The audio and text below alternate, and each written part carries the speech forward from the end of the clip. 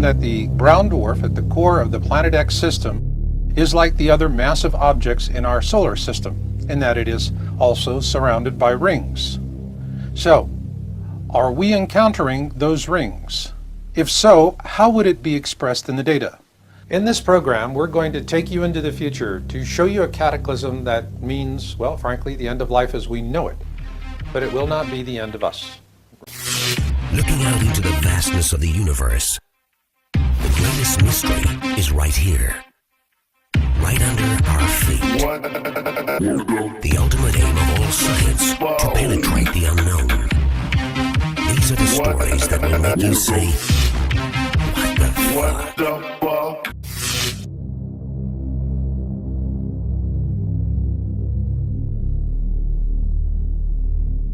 Humanity has a long journey ahead of it, and this is just going to be one waypoint along the path. But as with all journeys, they do have a beginning, and that beginning for us is that first dawn of awareness about what is to come. And for that, we go to the past. In the first program in the Planet X 101 series, Who, What, When, Where, Why, and How, we explained how the search for Planet X first began in 1781. However, the chronological starting point for our journey today is much closer to our own time.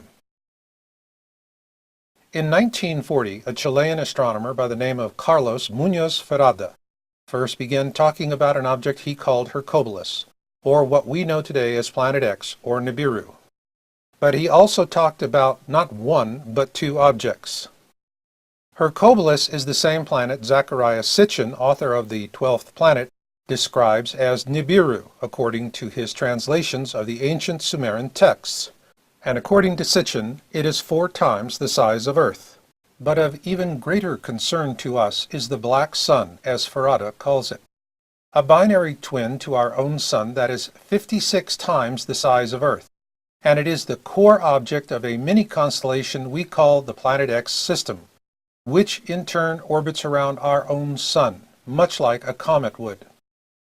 Therefore, Ferrada is the pivotal figure in this program because he was the first professional astronomer to talk about the Planet X system, as we call it, back in 1940. The small sun he referred to as the black sun is actually a brown dwarf star known to present-day astronomers as NEMESIS. Brown dwarfs are small protostars that lack the mass to sustain hydrogen fusion like Sol. Consequently, they are very dark stars and extremely difficult to find. It is why they're also referred to as failed stars. In fact, the existence of brown dwarf stars wasn't theorized until the 1960s, and back then, they were initially called black dwarfs. Consequently, it wasn't until 1988 before the first brown dwarf was discovered. And as of 2012, over 1,800 of these brown dwarf stars have been discovered. We know them today as brown dwarfs thanks to American astronomer Jill Tarter, who first coined the term in 1975. It's interesting to note that the protagonist, Ellie Arroway, played by Jodie Foster, was based on Tarter's astronomical work. The modern hunt for Planet X began with the deep space probes Pioneer 10 launched in 1972 and Pioneer 11 launched in 1973. These missions established the existence of something of substantial mass because it had significantly altered the trajectories of both probes. In 1983, the infrared astronomical satellite, IRAS, was launched to image that mass. According to NASA, IRAS failed before the mission could be completed. However, several government whistleblowers have since come forward to say IRAS had in fact imaged Planet X. It is also important to know that the disclosures of these whistleblowers are consistent with the news accounts of that time. Most notable was a New York Times article published on January 30th, 1983, which states, "More credence was given to the hypothesis that a brown dwarf accounts for the mysterious force. Moreover, a brown dwarf in the neighborhood might not reflect enough light to be seen far away," said Dr. John Anderson of the Jet Propulsion Laboratory in Pasadena, California. Keep that name in mind as we move forward to 1988. This is a 2013 capture of Dr. John Anderson's NASA bio page. So what we know about this astronomer is that he does indeed work for NASA, and that he has been following the topic of Planet X for years. Frankly, he's in a league of his own as the last of the honest NASA astronomers to come forward on this topic. In a June 14, 1988 interview with the Victoria Advocate titled Pioneer 10 Still Searching, Anderson is directly quoted as saying, "We have a 90 to 99% confidence that Uranus and Neptune are being disturbed, and by one candidate for that is a single Planet X." Sourced from the Google News service, Yowza.com first published this Victoria Advocate interview with Dr. Anderson on March 18, 2012, in an article titled "The Planet X Cover-Up in the Mainstream Media." Immediately after publication of that article, the entire Victoria Advocate edition for that day was removed from the Google News Service site. No doubt, our tax dollars at work once again. Redactions aside, 1988 was still a bellwether year for Planet X research, thanks to the efforts of Dr. Robert S. Harrington, chief astronomer for the United States Naval Observatory, because in October of that year he published a paper titled "The Location of Planet X." And here you see Dr. Harrington being interviewed by Zecharia Sitchin, author of The 12th Planet, for a network documentary. In that interview, Dr. Harrington showed Sitchin an orbital diagram for Planet X. Interestingly enough, in this illustration created by Dr. Harrington, we see the description, "Orbit of NIBIRU." The very same planet that Sitchin maintains exists according to his translation of the ancient Sumerian texts. It is likewise noteworthy that Harrington commissioned the construction of a special telescope for a Planet X sky survey, which was conducted in 1991 at the Black Birch Observatory in New Zealand. Those observations were based on Harrington's calculations, and the films were delivered directly to NASA and never seen again. And in a manner of speaking, neither was Harrington.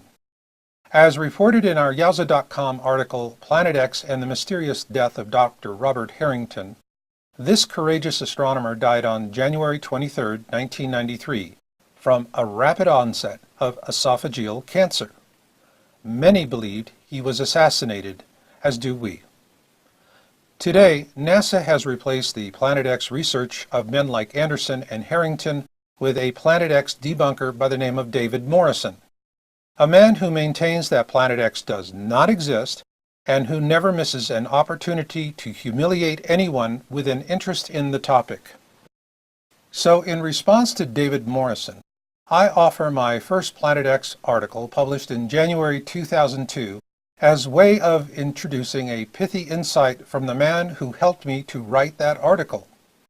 He was Dr. Brian Geoffrey Marsden, and at that time he was a senior astronomer at the Smithsonian Astrophysical Observatory. Regrettably, he passed away in 2010, and to honor his memory, I believe something he once told me is the best way to respond to David Morrison. The failure to observe an object only means that you have failed to observe the object. It should be noted that following the mysterious death of astronomer Robert Harrington in 1993, the Planet X topic went dark in the mainstream media because it had become a death topic. And with that, we now take a big step forward to the year 2006. On April 26, 2006, Yowza.com was the first to break the story on the South Pole Telescope in terms of Planet X. The SPT, as it is commonly referred to as, is a 10-meter diameter telescope located at the Amundsen Scott South Pole Station in Antarctica. Simply put, it is the ideal infrared telescope for observing anything rising up from the southern skies, like the Planet X system and its brown dwarf. The official reasons given for constructing this telescope in the most inhospitable region of the world sound noble, but in fact do not justify the expense. The Amundsen Scott South Pole Station is only accessible by way of specially modified C-130 aircraft. Consequently, flying in the telescope and its support building was a Herculean effort. This is why the same exact science could have been done for a fraction of the cost elsewhere in the southern hemisphere. So why not save the money with a better location? Well, as we pointed out in our article, this was the ideal place to observe the southern approach of the Planet X system at that time. Then came the news we hoped for in 2008. A whistleblower posted Planet X images taken with the SPT on YouTube under the name NIBIRU Shock 2012. Here you see the images he posted in his video that were captured by the SPT in January 2008. What is clearly obvious here is that we are looking at a mini constellation and not a single object. So let's take an enhanced look at these images. What we see is the strong infrared signature of a brown dwarf star, and between 5 to 7 planets in orbit around it, depending on how you define a planet. In this close-up provided by NIBIRU Shock 2012, he also points out that the brown dwarf has a tail. This can be attributed to the fact that Nemesis, the brown dwarf seen here in the center of the image, is surrounded by a massive dust disk. Ergo, if we could actually see this brown dwarf in space, it would likely look something similar to this animation. The problem this presents for us here on Earth is that at some point in the future we will pass through this dust disk, if we're not already doing so. In addition to the January 2008 images provided by NIBIRU Shock 2012, a second whistleblower came forward in May of that year with another SPT image. This second whistleblower named his SPT source in the video, and the government removed it within hours after it was up. With this in mind, we have redacted that information so that for the first time you can see what his source provided him. And this brings us to the final step in our pole shift chronology. On February 11, 2013, we published our YouTube video titled Object of Interest as Seen from the Turrialba Volcano. Using surveillance camera images captured from the Turrialba volcano, we began ongoing observations of an object I initially dubbed Blue Bonnet on January 7th of that year. The site for this surveillance camera is on the 10th parallel and at an altitude of approximately 11,000 feet with a clear view to the southwest.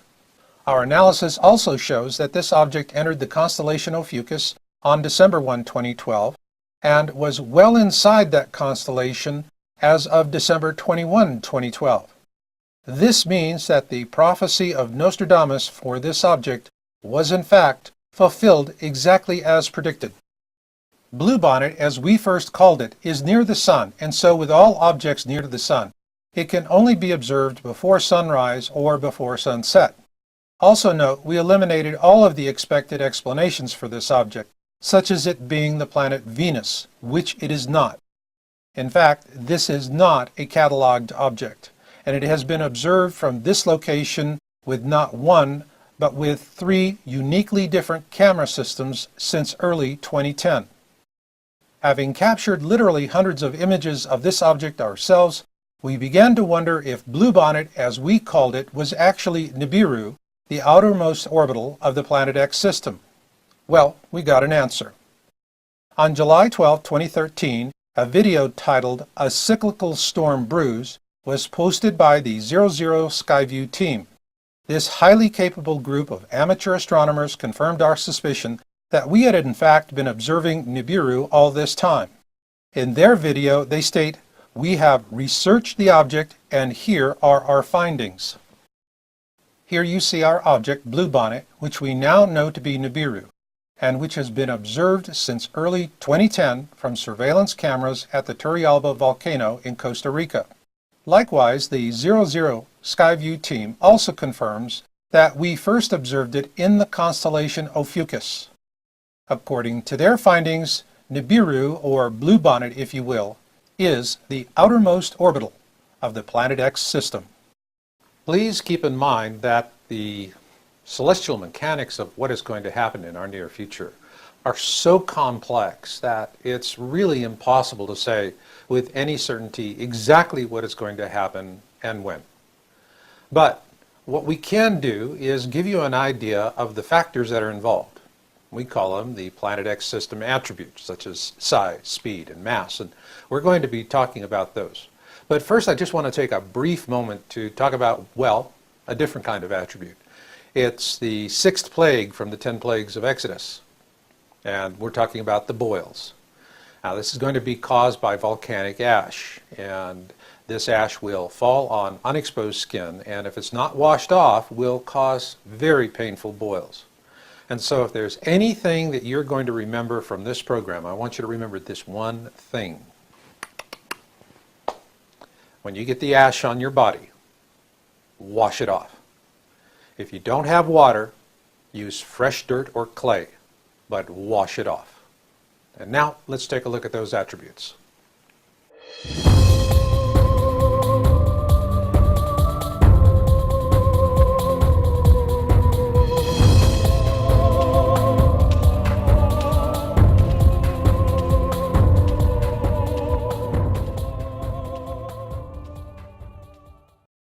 In the opening of this program, we had a feature piece on Carlos Ferrada, and when I watched that for the first time, it really tore me up, because as a Planet X researcher, I could see in my mind what he was seeing and in his mind, and it's hard. It presses down on the soul. Yet, there's just no way to know exactly what's going to happen, so the best thing you can do is to at least understand the celestial mechanics of it at a basic level. And that's what we're going to tackle next with Planet X system attributes. Before computers, we'd have to spend all day at the library hoping to get at least part of an answer to a burning question. But today, all it takes is a few keystrokes, and the next thing we know, the question is delivered to an electronic ether, and from there, back pops an answer. But once we have precise questions about when a certain thing will happen with regard to the Planet X system, what we get back is a rat's nest of orbital irregularities that cannot be reconciled. Why is this? In 1962, a Japanese astronomer by the name of Yoshidi Kozai explained why it is so difficult to get a precise answer to a simple question. It is called the Kozai mechanism, and it describes the complexities of how the orbits of objects affect each other in space. It also tells us that the more objects you have, the more complex the solution becomes. And in the case of a Planet X system flyby, there is simply not enough computing power on the surface of the Earth to give a precise answer to a simple question. But beneath the surface of the Earth, such power may exist. It was recently announced that IBM has developed what are called fluidic computers, and they mimic the brain's design with liquid-based transistors suspended in an ionic liquid that acts much like the neurons in our brains. While we're only hearing about the civilian applications today, for the last decade our government has been using several of these fluidic computers in underground facilities, and their computing power is simply awesome. To understand the power of just one fluidic computer, let's begin with a supercomputer such as those used by governments and universities today. Keeping this supercomputer in mind, imagine that you could multiply its numbers by 100 times to create a computing cloud of 100 supercomputers, all working together to process the same data. Then multiply that cloud of 100 supercomputers 100 times, and what you'll have is the computational power of just one fluidic computer. Is that enough computing power to unsnarl a rat's nest of Kozai mechanism orbital solutions? Only our government has the answer to that question, and as we know, they do not share well with others. Nonetheless, we humans have amazing computational skills because we have the ability to tap into cosmic consciousness, a powerful source that dwarfs anything possible, even with fluidic computers. Two such men who have tapped into the power of this cosmic consciousness are astronomer Carlos Ferrada and Edgar Cayce, the sleeping prophet. Like Edgar Cayce, Ferrada had a special gift. He could enter into trance when he was researching, and while in this state, he could write and draw the cosmic knowledge he received. It is how he developed his theory of geodynamics, which is based on the attractions of heavenly bodies, large explosions in the sun, and the cycles of geophysical disturbances. It is also why, when I see Farada's deep sadness, that it cuts me like a knife, because I know he has seen with cosmic clarity the coming flyby of Hercules and the Black Star, and it is not a wondrous thing to behold. Rather, it is horrifying. And with that, let's begin a simple overview of what we call the Planet X system attributes, beginning with speed. According to Zecharia Sitchin, the word NIBIRU means the planet of crossing, and according to Farada, its speed when it's at its closest distance to Nemesis is 92 kilometers a second. Farada also tells us that when it is at its closest distance to our Sun, it is traveling at a speed of 76 kilometers a second. But what is really interesting is that while it is on the long legs of its journey, so to speak, NIBIRU is traveling at a whopping speed of 300 kilometers a second. In terms of complexity, this makes the Planet X system a quasi mechanism poster child on steroids. No wonder our government is spending vast sums of money on underground fluidic computers. Meanwhile, what will those of us on the surface see as NIBIRU moves along its orbital path? Well, that depends if it's coming or going in its orbit relative to us. Astronomers use the term blue shift to describe what we're seeing when an object is coming towards us. With blue shift, the light waves are compressed, and so the object appears bluish to us. Conversely, when an object is going away from you, it appears reddish because the light waves become elongated. Ergo, when it's coming at us, it's blue, and when it's going away, it's red. In this January 23, 2014 image of NIBIRU, captured with the third camera system installed at the Turrialba volcano in Costa Rica, one cannot help but wonder if we are seeing NIBIRU turning back in its orbit around Nemesis. No doubt we will see more cycles of blue shift and red shift before this flyby of the Planet X system through the core of our own inner system is over, which also explains the ancient Hopi prophecy called the Blue Kachina prophecy. The Blue Kachina prophecy tells us that we will see a blue object in the sky which will be a harbinger of trouble. Following that, we will see a red Kachina, and it will cause a great suffering for us. The Hopi assure us that this happened before and that it will happen again. This now brings us to the attribute of size. We live on Earth, and so it is natural that we humans have an Earth-centric view of the cosmos. Consequently, when it comes to long distances in space, the core measurement is called an astronomical unit, which is roughly the distance from the Earth to the Sun. For this reason, we'll likewise use an Earth-centric model to define the sizes of NIBIRU and Nemesis. According to Zecharia Sitchin's translations of the ancient Sumerian texts, NIBIRU is the size of 4 Earths, and according to Carlos Farada, the Nemesis brown dwarf he calls the Black Star is the size of 55.5 Earths. Granted, when it comes to fishing and sex, size matters. However, when it comes to the impending pole shift, it's all about mass.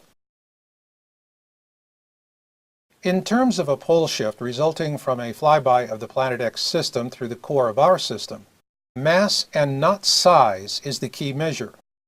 In his book, The Time Machine, author H.G. Wells presents a scenario in which our moon is fractured as the result of reckless mining and construction techniques. The result is that humanity is also fractured into the peaceful Eloi and the monstrous Morlocks who feed upon them. This is a very real scenario because of something called tidal force. To put this in context, imagine that the moon was to suddenly disappear, in which case the entire surface of the Earth would collapse approximately 18 inches. No doubt, that would most likely result in an extinction-level event for humanity. So in terms of a pole shift event, where the gravitational force of NIBIRU and Nemesis gain a lithosphere lock on our planet, these forces will pull the skin of our planet around. Again, size doesn't matter. Rather, the pole shift force will equal mass plus distance. With this in mind, our best estimates for mass are as follows. We give Harrington's Planet X 2 to 3 Earth masses. For Nemesis, we place that at 24,726 Earth masses and that's no lightweight. In the final analysis, what will drive the pole shift is what we know as the three golden rules of premium real estate: location, location, and location. Ergo, where are we in relationship to NIBIRU and NEMESIS when they come closest to us during the flyby? Now that we've covered the basic Planet X system attributes, we're ready to move forward with a look at some flyby scenarios.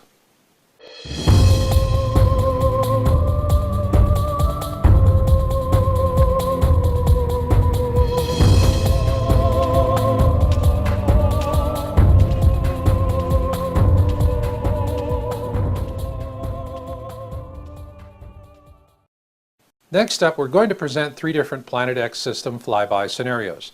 Please note, these are not predictions. Also note that what does apply here are the three golden rules of premium real estate: location, location, location. Where are we in relation to it as it is coming around the sun? Now, to help put that in context, we're going to first explore a concept called catastrophism.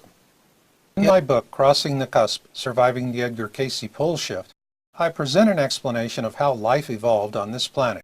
It's called catastrophism, and it predates what we currently teach, which is Darwinism. Like creationism, catastrophism tells us that the cycle of evolution goes through long periods of quiescence, punctuated by brief moments of extreme violence which reorder life on the planet. Catastrophism, like Darwinism, is based on data, whereas creationism is based on belief. Therefore, there are no arbitrary time frames. This is because Darwinism and catastrophism are based on a deep time understanding of the evolution of life on our planet. And what we are about to encounter will be one of those brief moments of extreme violence that reorders life on our planet. But in our first scenario, we're just not going to reorder life on a planet, we're going to destroy it. Phaeton is a hypothetical planet.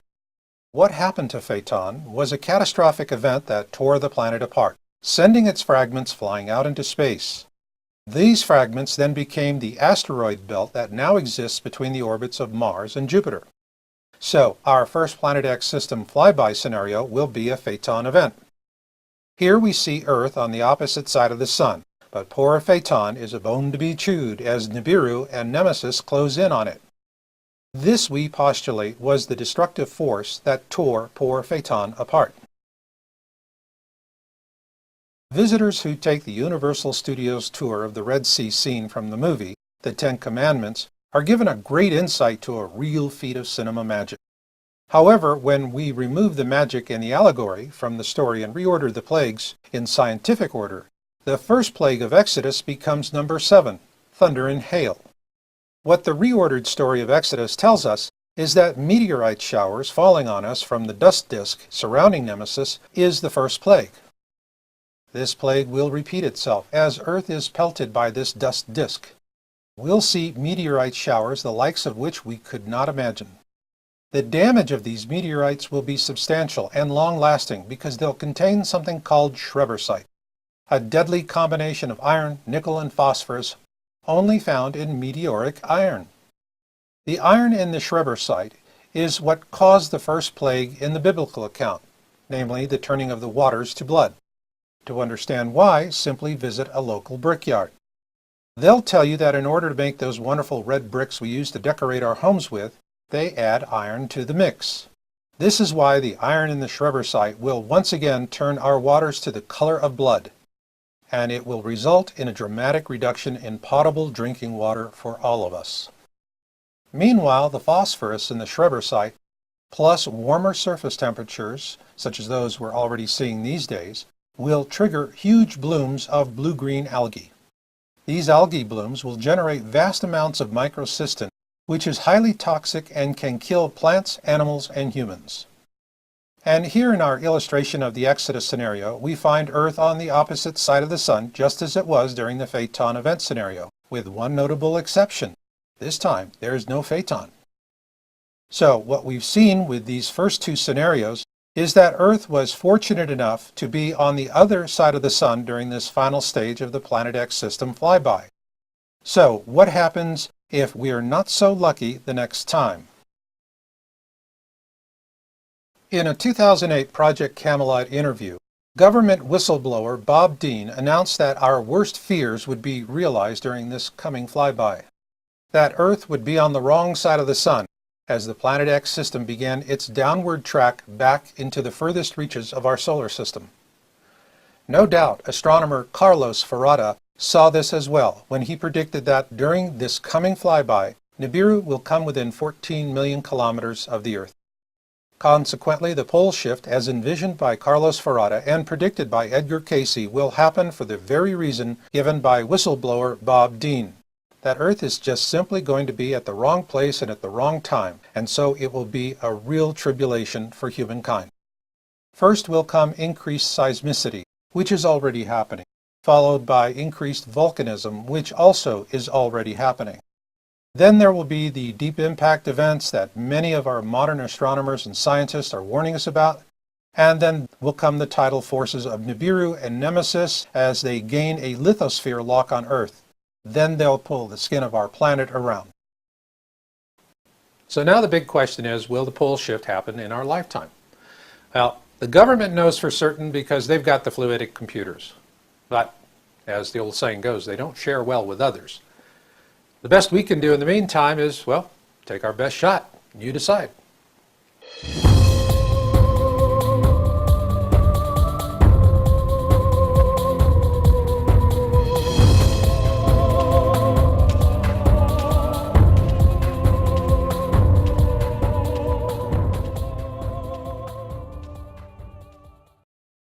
Novelist Ray Bradbury put it most eloquently when he said, "Something wicked this way comes."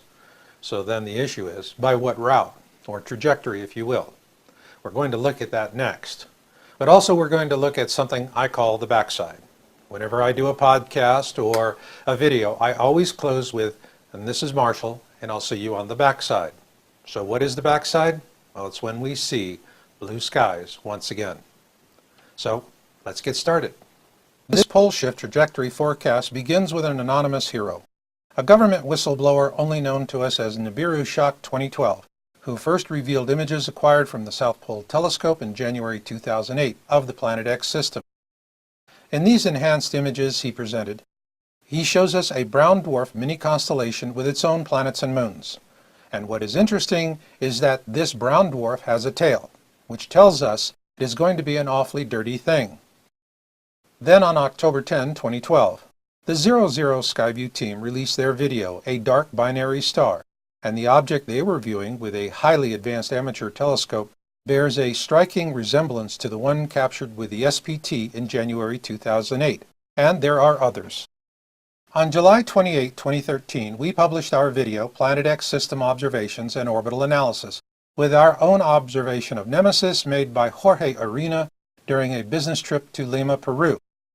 On the last leg of his journey from El Salvador to Peru, he captured this rare image of Nemesis through the clouds at the sun's 7 o'clock position.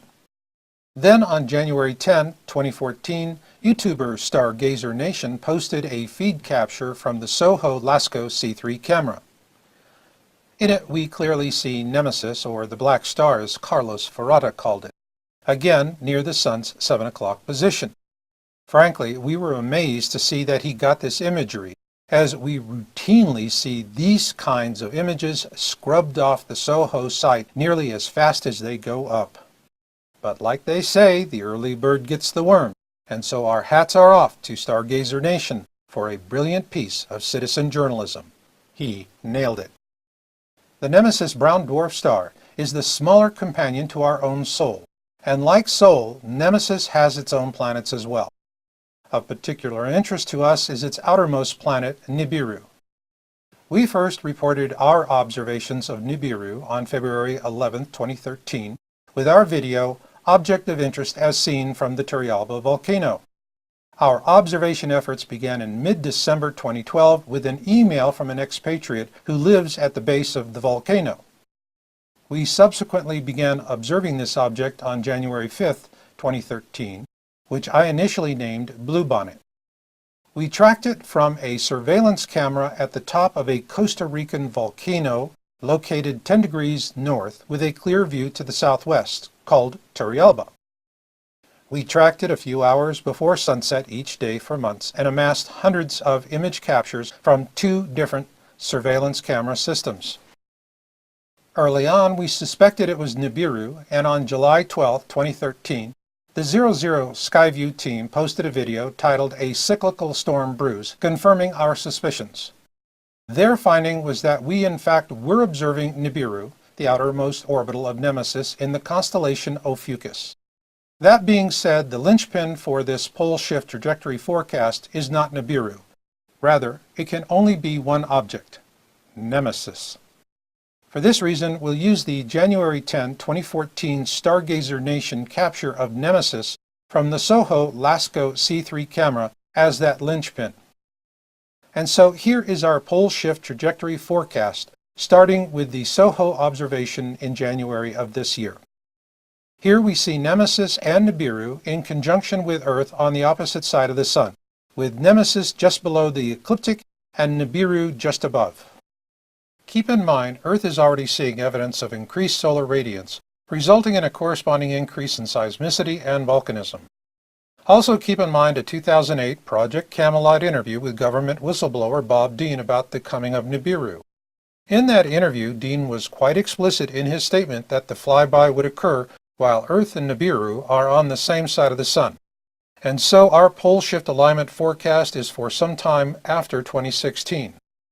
We are also very certain that sometime in 2016, both NIBIRU and Nemesis will be naked eye visible from everywhere on Earth.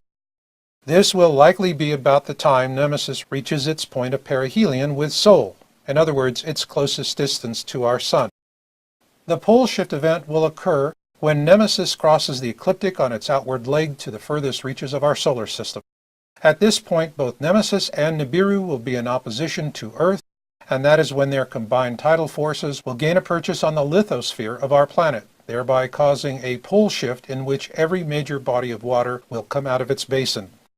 During this time, we will see both Nemesis and NIBIRU, and our planet will also be pelted by the Nemesis dust disk. Also, there will be catastrophic interactions between our Sun and both Nemesis and NIBIRU, resulting in catastrophic solar storms, which will scorch the surface of our planet. This will be a time when we need to take refuge below ground. Likewise, there will be terrible impact events all throughout this flyby, and these will leave lasting scars on the land and turn our summers into long winters. But worse yet will be the earthquakes created by this solar onslaught and the ensuing volcanism. And for those living along the coastlines, death will befall them with brutal walls of hydraulic sandpaper, grinding them apart. Then will come the coup d'etat, a catastrophic pole shift event that will be as harsh for those living under the ground in the safety of their bunkers as it will for those living on the surface. The elites will suffer harshly as well. And in these times, we will see old lands fall beneath the waves as new lands rise up, and once Nemesis and NIBIRU are beyond our sight, we will look up to see an ugly sky. But remember, this too shall pass, and in the fullness of time, this ugliness will fade away from human existence as we enter what I call the backside, a time when we see blue skies once again. And as those who survive this flyby start to sort themselves out, Mother Nature will wash clean these new lands with powerful rains, and in time, life will come to the barren wastes. Then in the fullness of time, our planet will once again become a verdant paradise, lush and green. And those who make it to the backside will taste the clean, sweet waters of a new reality, and humanity will once again hear the laughter of children at play. And who will be the ones to survive and to make it to the backside, to see those beautiful blue skies once again? I believe it'll be those who have chosen to walk humbly with their God, because the meek truly will inherit the earth. And I'll leave it on that note. So until the next time we meet, remember Marshall's motto: destiny comes to those who listen, and fate finds the rest. So learn what you can learn, do what you can do, and never give up hope. This is Marshall, and I'll catch you on the backside.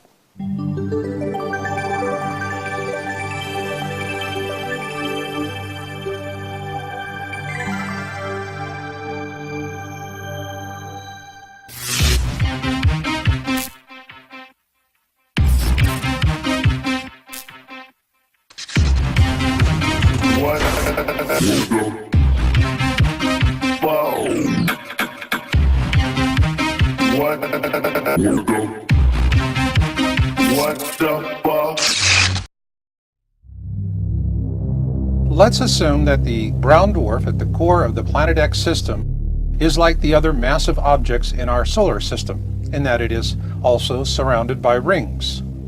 So, are we encountering those rings? If so, how would it be expressed in the data? In this program, we're going to take you into the future to show you a cataclysm that means, well, frankly, the end of life as we know it. But it will not be the end of us. Looking out into the vastness of the universe, the greatest mystery is right here, right under our feet. The ultimate aim of all science, to penetrate the unknown. These are the stories that will make you say, what the fuck?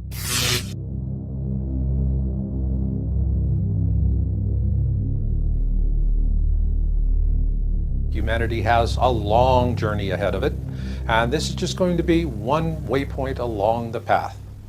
But as with all journeys, they do have a beginning, and that beginning for us is that first dawn of awareness about what is to come. And for that, we go to the past. In the first program in the Planet X 101 series, Who, What, When, Where, Why, and How, we explained how the search for Planet X first began in 1781. However, the chronological starting point for our journey today is much closer to our own time. In 1940, a Chilean astronomer by the name of Carlos Muñoz Ferrada first began talking about an object he called Hercules, or what we know today as Planet X, or NIBIRU. But he also talked about not one, but two objects. Hercules is the same planet Zecharia Sitchin, author of The 12th Planet, describes as NIBIRU, according to his translations of the ancient Sumerian texts. And according to Sitchin, it is 4 times the size of Earth. But of even greater concern to us is the black sun, as Ferrada calls it. A binary twin to our own sun that is 56 times the size of Earth. And it is the core object of a mini-constellation we call the Planet X system, which in turn orbits around our own sun, much like a comet would. Therefore, Ferrada is the pivotal figure in this program because he was the first professional astronomer to talk about the Planet X system, as we call it, back in 1940. The small sun he referred to as the black sun is actually a brown dwarf star known to present-day astronomers as NEMESIS. Brown dwarfs are small protostars that lack the mass to sustain hydrogen fusion like Sol. Consequently, they are very dark stars and extremely difficult to find. It is why they're also referred to as failed stars. In fact, the existence of brown dwarf stars wasn't theorized until the 1960s, and back then, they were initially called black dwarfs. Consequently, it wasn't until 1988 before the first brown dwarf was discovered. And as of 2012, over 1,800 of these brown dwarf stars have been discovered. We know them today as brown dwarfs thanks to American astronomer Jill Tarter, who first coined the term in 1975. It's interesting to note that the protagonist, Ellie Arroway, played by Jodie Foster, was based on Tarter's astronomical work. The modern hunt for Planet X began with the deep space probes Pioneer 10 launched in 1972 and Pioneer 11 launched in 1973. These missions established the existence of something of substantial mass because it had significantly altered the trajectories of both probes. In 1983, the infrared astronomical satellite, IRAS, was launched to image that mass. According to NASA, IRAS failed before the mission could be completed. However, several government whistleblowers have since come forward to say IRAS had in fact imaged Planet X. It is also important to know that the disclosures of these whistleblowers are consistent with the news accounts of that time. Most notable was a New York Times article published on January 30th, 1983, which states, "More credence was given to the hypothesis that a brown dwarf accounts for the mysterious force. Moreover, a brown dwarf in the neighborhood might not reflect enough light to be seen far away, said Dr. John Anderson of the Jet Propulsion Laboratory in Pasadena, California. Keep that name in mind as we move forward to 1988. This is a 2013 capture of Dr. John Anderson's NASA biopage. So what we know about this astronomer is that he does indeed work for NASA, and that he has been following the topic of Planet X for years. Frankly, he's in a league of his own as the last of the honest NASA astronomers to come forward on this topic. In a June 14, 1988 interview with the Victoria Advocate titled Pioneer 10 Still Searching, Anderson is directly quoted as saying, "We have a 90 to 99% confidence that Uranus and Neptune are being disturbed, and by one candidate for that is a single Planet X." Sourced from the Google News service, Yowza.com first published this Victoria Advocate interview with Dr. Anderson on March 18, 2012, in an article titled "The Planet X Cover-Up in the Mainstream Media."